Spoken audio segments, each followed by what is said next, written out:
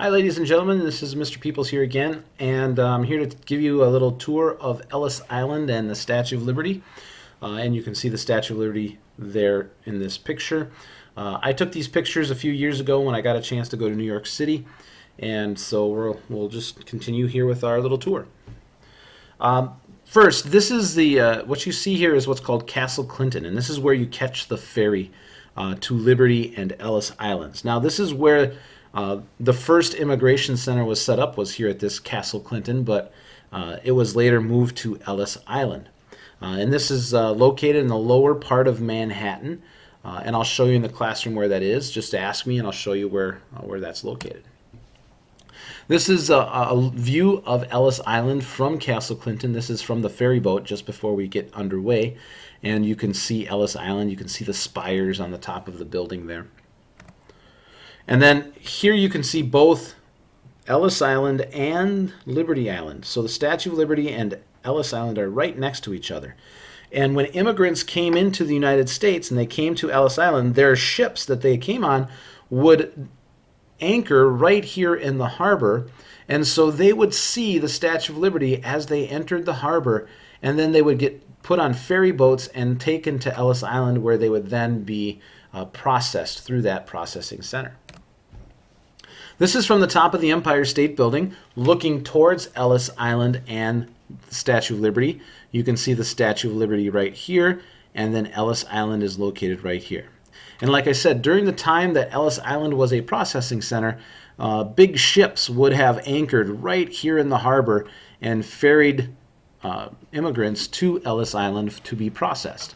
Now, another thing about this picture too that you can see is right here, the Twin Towers, or the World Trade Centers, used to stand right in this area.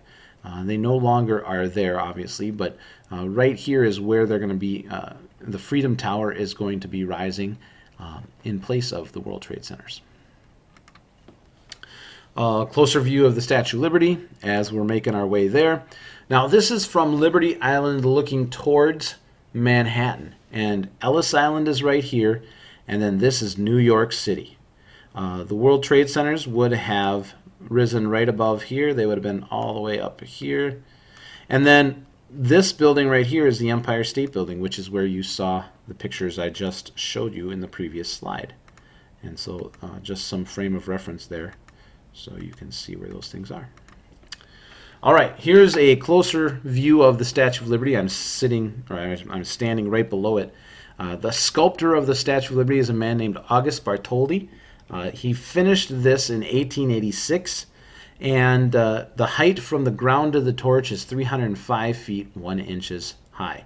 Now, when I was there, you could only go up to the top of the pedestal, but now, and Hurricane Sandy has changed this a little bit, but before Hurricane Sandy, you could actually go all the way up to the crown.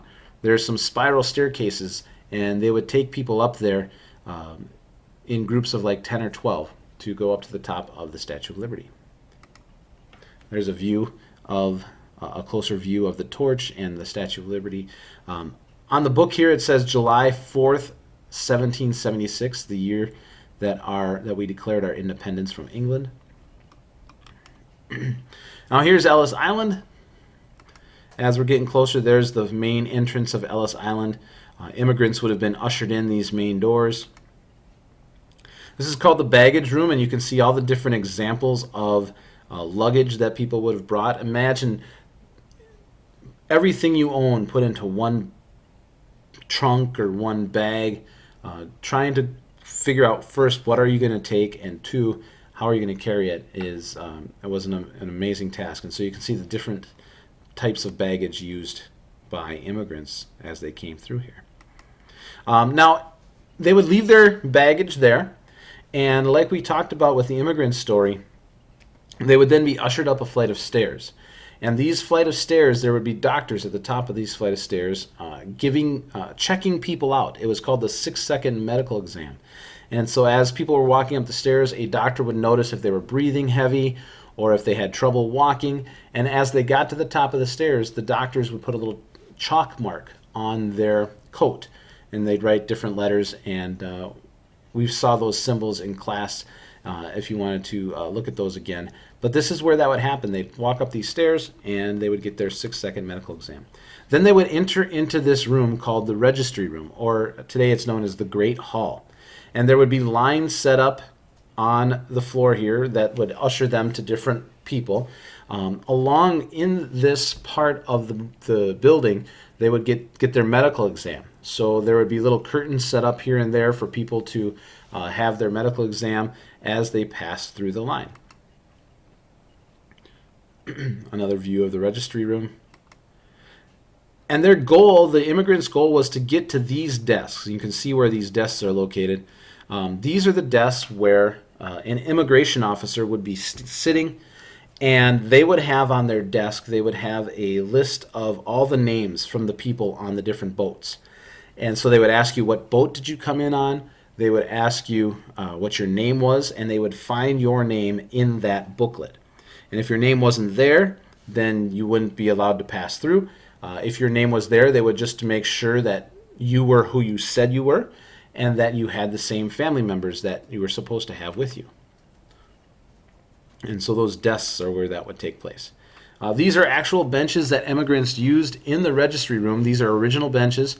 I sat on these thinking about my great-grandparents as they came through Ellis Island, thinking that maybe they would have sat on one of these benches when they were here. Here's a desk, a close-up of one of the desks used by the immigration officers. They were so big so they could fit these big, wide books that had the names of all the people in them, called the ship's manifest. And if you had to stay over, maybe you had a loved one at the hospital and you had to wait for them, they did have dormitories there. And these are the cots for the dormitories, the little beds. And so you can see there's 2 beds there. People would be it would be pretty close quarters for people. They'd be tucked in there really tight. Now, once you got through everything, you were sent down these stairs, and this is where you would buy your ticket to catch a ferry into New York City. And so you would take this, you would go from here, and you would be admitted into the United States.